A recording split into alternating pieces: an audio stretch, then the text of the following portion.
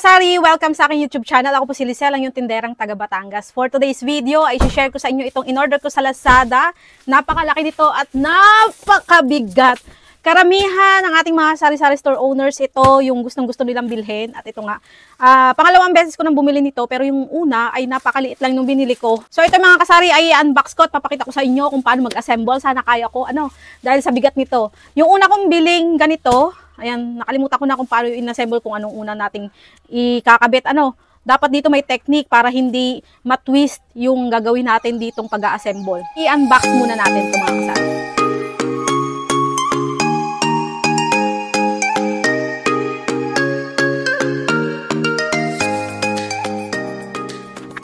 Ito yung pinakasikat sa ating mga sari-sari store, yung ating mga shelves o yung mga rack. So, ihiga ko lang to, baka mamaya ay magsitumbahan, ay ma-deform. Pagpasensyahan nyo na yung sahig ko, tinanggal ko na kasi yung floor mat dito. Kasi, every time na hinihila ko yung digulong na yun, ay nasisira yung floor mat ko. So, ganito siya kalapad. Kasari, ito yung actual size niya. Ayan, sa isang ruler, pagbabasehan mo, ganyan lang yung sobra sa isang ruler. So, ito mga kasari, ang in-order ko na to ay 6 layers, na ang size ay 120 by 30 by 200 cm. Ang price nito dati ay 1,950, pero ngayon kung titignan niyo ngayong February 10, ito ay 1,910 na lang doon sa shop. Pero naka-discount naman ako dahil binili ko to noong February 2, nung 2 ng Lazada. So, yung price na babayaran kong 1,950, ang binayaran ko ay 1,695 na lang. So, bago natin buuin yan at i-assemble, dito ko siya sa part na to ilalagay. So, ito ay kailangan muna nating tanggalin para diretso na siya dyan ng lagay. Napakagulo, talagang magulo yung tindera sa pag-arrange. Ayan, ito naman, hindi dito ito nakalagay. Nag-arrange lang ako. Nagkataon lang na dumating ito. So, ito muna ang uunahin natin. Hindi dito siya nakasabit. Tapos ito, ilalagay ko sa likod. Doon sa likod na yon, yung lagay ng mga diaper, kasi yung mga diaper ko nakapatong na doon. Kasi dito sa taas, lagi akong nalalaglagan ng diaper sa muka. So dito na lang natin ilalagay yung mga diaper, ipapatas natin dyan. So ito nga pala mga kasari, ito ay stackable bin na katulad niyan. So ito ay paglalagyan din natin, ilalagay natin dito.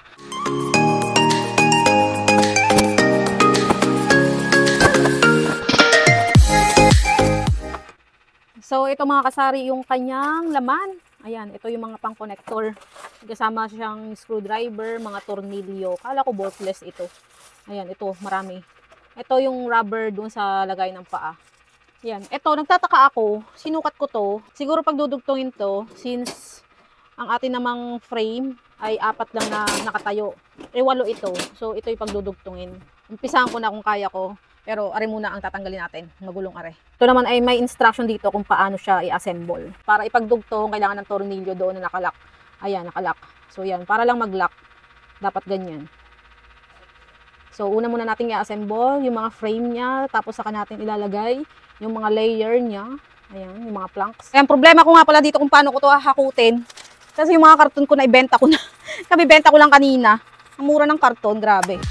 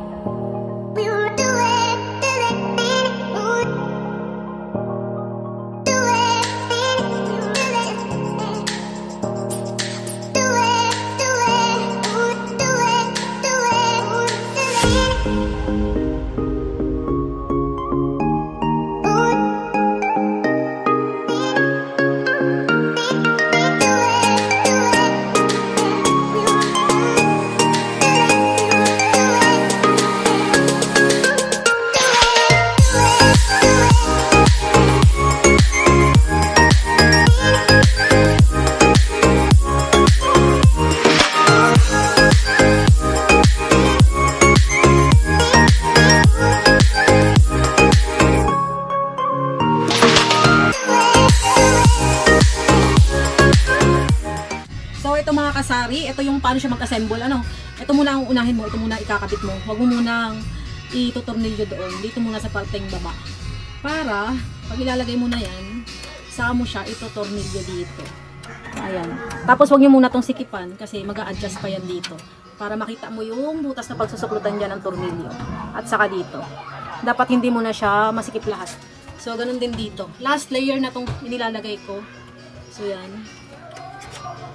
Tapos, ito yung tornilyo, marami pa.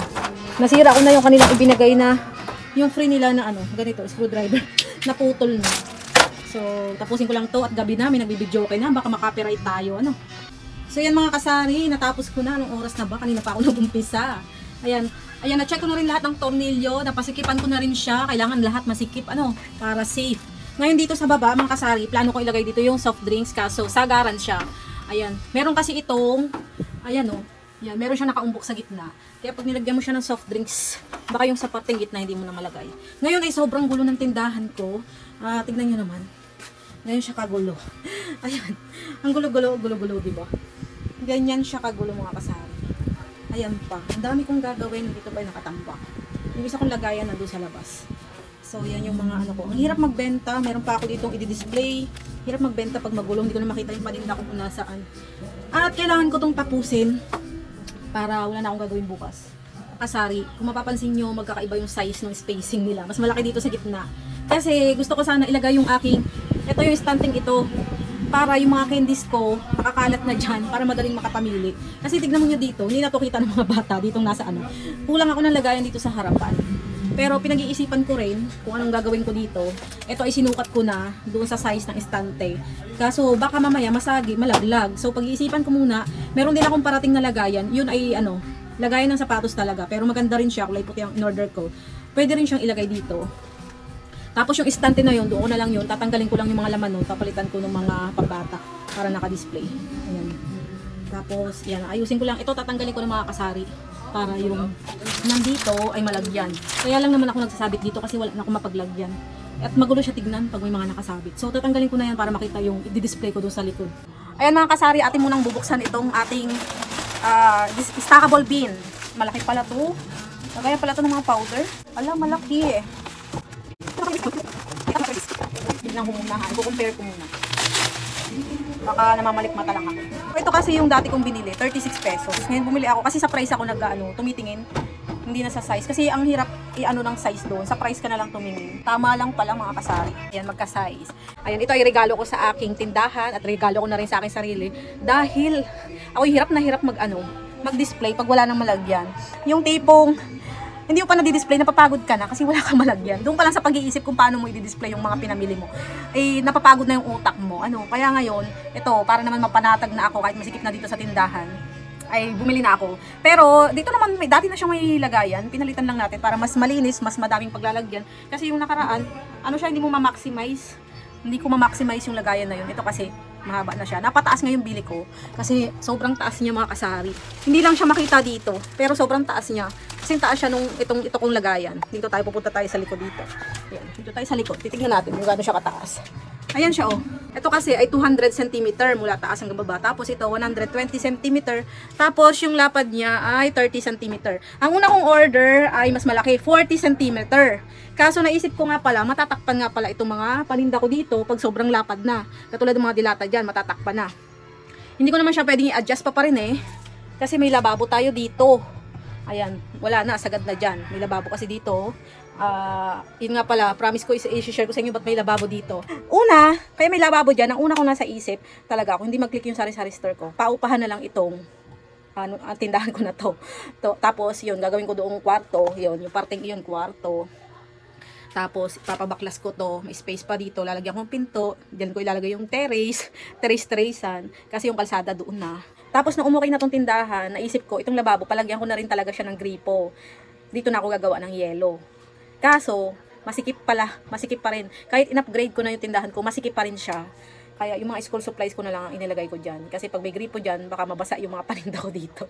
So, ako lang naman kasi ang gagamit nun kung sakali. Kasi meron naman kami lababo sa loob. Hindi na. Dito may abang na siya ng gripo, may abang na siya ng butas na paglalagyan na mismo ng lababo.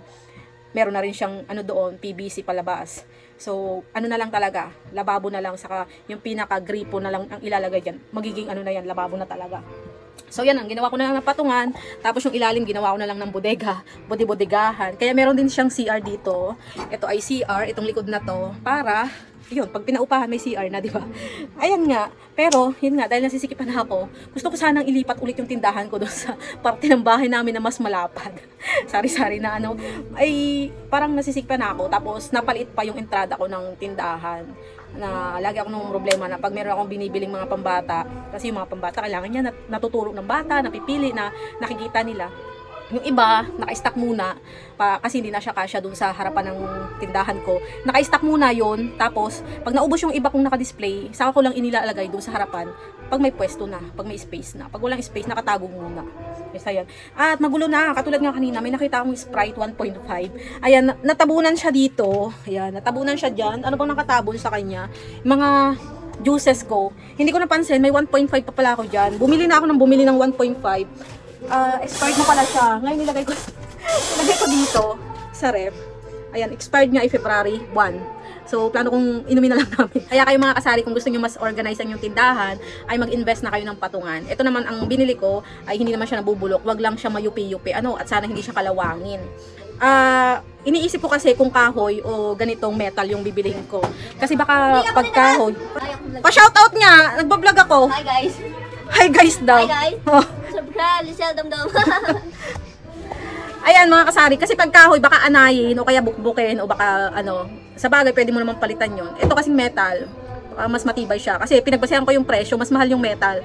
Sabi ko baka mas matibay. Pero nakita ko doon kay Mr. Chinito na ano sa kanya, kahoy yung kanyang patungan, yung planks niya. Nakabili na nga rin pala ako niyan, ito oh, yan. Ayan, pero ibang seller niyan. Matibay din naman. Hindi naman siya lumulugso kahit mabigat na. Ang gulo ng tindahan ko talaga mga kasari. Pasensya na ha. Sana wag niyo ako i-bash. Ayan.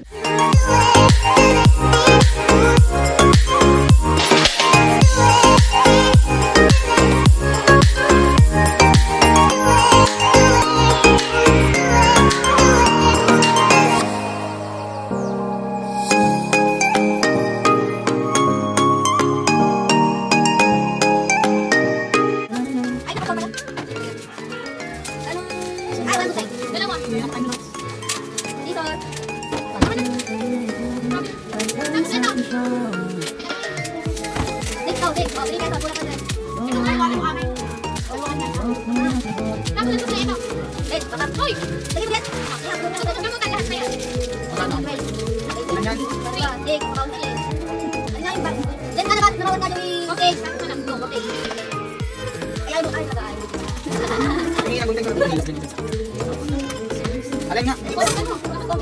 Magkano yan? Oh, yan, oh. Ano? Gold. 2 pesos.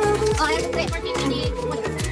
5 piso tatlo. Ay, yan naman ang bigay ba? Yan naman ang bigay ba? Kailangan ko. Dos isa? Sama ko to sa book. Tama, kami na. Oh, ayan. Sige na. Sige.